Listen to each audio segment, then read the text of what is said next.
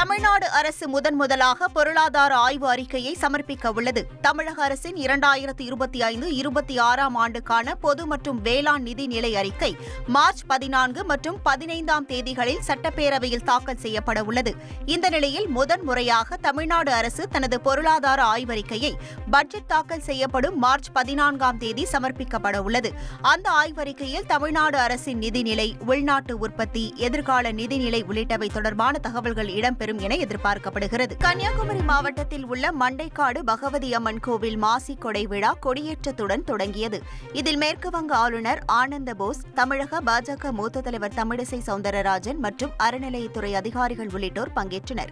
தொடர்ந்து 10 நாட்கள் நடைபெறும் விழாவில் தினமும் 3 கால பூஜைகள், அம்மன் வீதி உலா நடைபெறுகிறது. கோவில் திருவிழாவையொட்டி வரும் 11 தேதி கன்னியாகுமரி மாவட்டத்திற்கு உள்ளூர் விடுமுறை அளிக்கப்பட்டுள்ளது.